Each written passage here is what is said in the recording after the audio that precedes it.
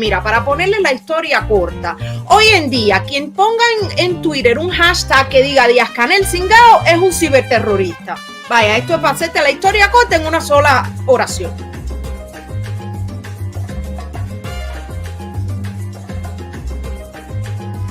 O sea, es como las cosas absurdas de todo lo que viene de Cuba en los últimos 62 años. Este decreto ley 35, y déjeme decirle que yo de hecho me leí el texto en español que publicaron ellos en la Gaceta Oficial de la República. De hecho, este decreto ya había sido aprobado desde abril. Lo que pasa es que ellos lo tenían como escondido tras bambalinas, me imagino que esperando el momento oportuno, y por eso les decía al principio que es una mezcla de una jugada maestra en un tablero de ajedrez y la cosa más estúpida en la historia de la manipulación de la opinión pública, de la manipulación de la propaganda y de la censura, que sabemos es lo típico en todos estos regímenes y en todas estas dictaduras comunistas. Ley 35, el decreto ley 35 estaba aprobado desde abril, pero fue hace 2 días, el 17, que oficialmente lo publican en la Gaceta Oficial de la República. La Gaceta Oficial de la República es esta revista, publicación donde de acuerdo a las regulaciones constitucionales, bla, bla, bla, bla, bla,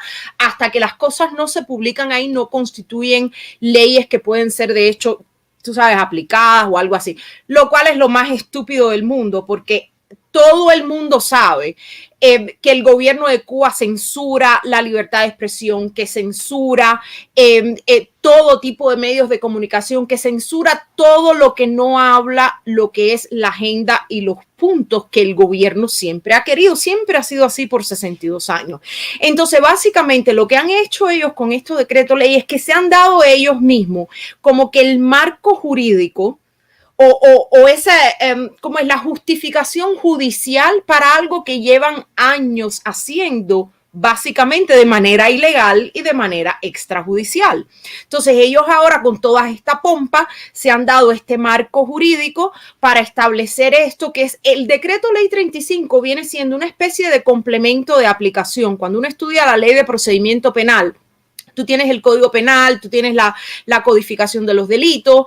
pero es de manera muy general. Entonces, todo eso tiene que ser suplementado con decreto ley, que aquí en Estados Unidos sería el equivalente de un, no sé, un executive order o a lo mejor algo, como es una regulación o una decisión hecha por uno de los tribunales o las cortes que van más abajo en cada estado para poder implementar ese tipo de ley o regulación o ese delito que sea que ellos hayan codificado. Entonces, este decreto 35 viene a ser una especie de complemento al 370 que ya tenían y al 359 o 379, ya se me confunden todos los números en la cabeza en inglés y en español,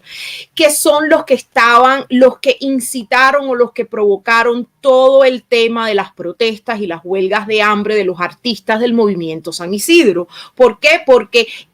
es un decreto que específicamente se centró en básicamente aplastar como si fueran una cucaracha la libertad creativa, cultural, artística y de expresión de artistas, de músicos, de escultores, de pintores, bla, bla, bla. Entonces ahora este decreto 35 viene a ser como la tercera parte o la tercera pata de esa silla loca de censura y de asesinato público del derecho a la libertad de expresión en Cuba. ¿Por qué? Y te digo que aquí sí voy a citar textualmente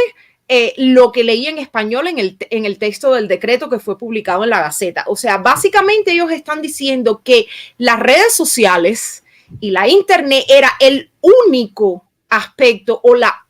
única área específica donde el gobierno de Cuba y el partido no había podido establecer los requerimientos necesarios para garantizar que lo que se exprese esté alineado con los objetivos de la revolución, del partido, bla, bla, bla, la decencia, el no sé qué, el prestigio. O sea, básicamente, mira, para ponerle la historia corta, hoy en día quien ponga en Twitter un hashtag que diga Díaz-Canel Cingado es un ciberterrorista. Vaya, esto es para hacerte la historia corta en una sola oración.